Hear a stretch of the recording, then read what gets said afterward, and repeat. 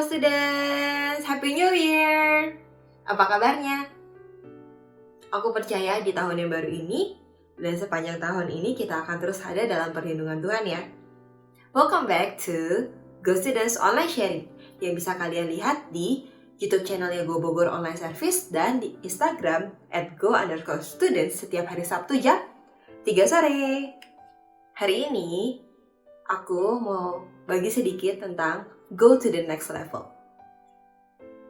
Jadi di tahun ini pastinya akan ada level yang baru, akan ada fase kehidupan yang baru di antara kita. Pasti yang dari bayi gak mungkin terus-terusan jadi bayi, yang remaja gak mungkin terus-terusan jadi remaja, yang SMP SMA gak mungkin terus-terusan jadi SMP SMA. Pasti ada yang namanya naik kelas, ada yang namanya naik tingkat, ada yang namanya naik level, istilahnya di kehidupan itu kita ada fasenya. Nah, di tahun ini kita mau sama-sama naik level di dalam kehidupan kita bersama Tuhan tentunya. Gimana caranya? Kita buka yuk di Kolose 1 ayat 27. Sebab itu, kamu harus bertekun dalam iman, tetap teguh, dan tidak bergoncang, dan jangan mau digeser dari pengharapan Injil yang telah kamu dengar dan yang telah dikabarkan di seluruh alam di bawah langit, dan yang aku ini Paulus telah menjadi pelayannya. Jadi, di Kolose 1 ayat 27 ini ada dua hal. Untuk kita go to the next level, yang pertama adalah bertekun dalam iman. Kita buka di Roma 10 ayat 17. Jadi, iman timbul dari pendengaran dan pendengaran oleh firman Kristus. Nah, di ayat ini sudah sangat jelas bahwa iman kita akan timbul ketika kita mendengar firman Tuhan. Jadi, jangan lupa untuk saat teduh, mesbah doa, baca Alkitabnya 3 pasal sehari. Kenapa sih? Itu adalah firman Tuhan, Tuhan sendiri yang berbicara sama kita. Iman itu timbulnya dari situ. Kalau kita nggak pernah baca firman Tuhan, nggak mungkin dong imannya bisa tumbuh, imannya bisa tinggal di dalam diri kita. Nah, makanya kita harus sering nih baca firman Tuhan, kita harus tahu dasar-dasarnya. Firman Tuhan itu adalah dasar-dasar kehidupan kita, Tuhan sendiri yang berbicara. Kita buka ya di 2 Timotius 3 ayat 16. Segala tulisan yang diilhamkan Allah memang bermanfaat untuk mengajar, untuk menyatakan kesalahan, untuk memperbaiki kelakuan, dan untuk mendidik orang dalam kebenaran. Nah, jadi firman Tuhan ini bisa ngajarin kita, bisa ngasih tahu kita kalau kita mulai melenceng ke kiri ke kanan, bisa juga ngasih tahu kalau oh ternyata yang kita lakuin ini salah loh. Dan juga bisa bahwa kita terus ada di jalan yang benar.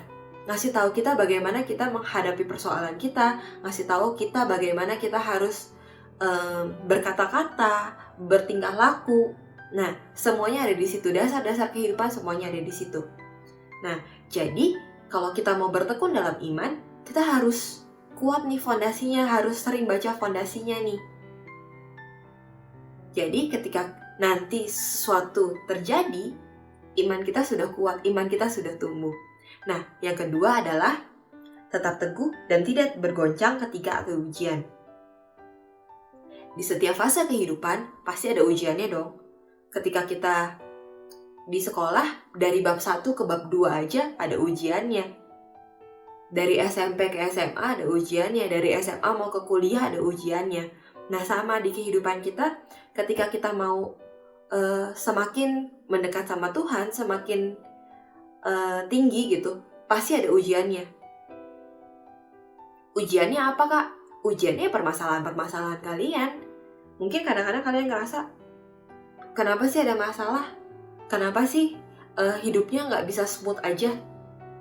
Nah, karena kita nggak mau gini-gini aja, ujian ini akan membuat kita semakin naik dan semakin naik. Kita akan go to the next level. Jadi ketika nanti kita sudah naik, ketika kita melihat ke masa lalu, oh, gue bisa ya, aku bisa ya ngerjain ini, aku bisa ya laluin ini. Masalah ini ternyata Tuhan kasih masalah ini untuk aku menjadi seperti ini. Menjadi lebih sabar, mungkin menjadi lebih gak emosian. Itu go to the next level. Dari orang yang misalnya sering marah-marah atau sering emosian, tiba-tiba lebih sabar, itu go to the next level. Ketika yang dulunya mungkin sering bohong, tiba-tiba jadi nggak bohong, itu go to the next level. Nah, kita baca ya di Yakobus 1 ayat 2-4. Saudara-saudaraku, anggaplah sebagai suatu kebahagiaan apabila kamu jatuh ke dalam berbagai-bagai percobaan. Sebab kamu tahu bahwa ujian terhadap imanmu itu menghasilkan ketekunan. Dan biarkanlah ketekunan itu memperoleh buah yang matang supaya kamu menjadi sempurna dan utuh dan tak kekurangan suatu apapun. Nah, ada satu lagi di 1 Tesalonika 3 ayat 3. Supaya jangan ada orang yang goyang imannya karena kesusahan-kesusahan ini. Kamu sendiri tahu bahwa kita ditentukan untuk itu.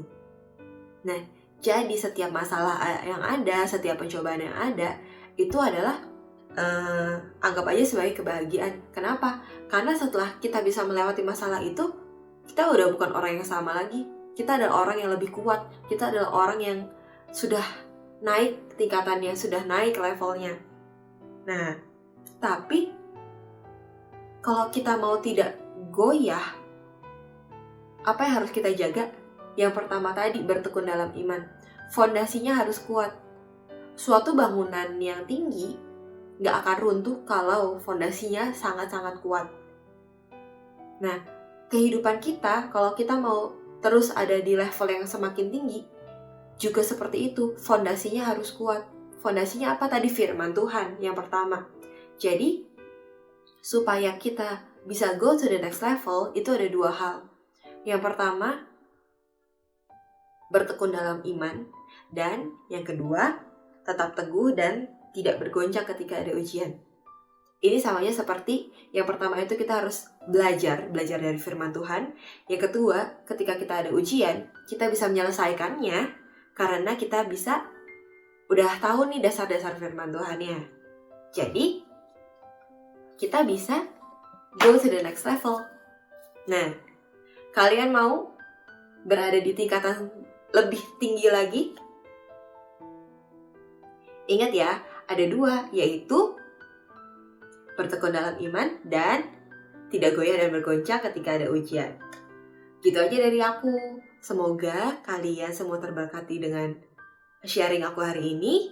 Sampai jumpa di Go Students Online Sharing berikutnya. Dadah!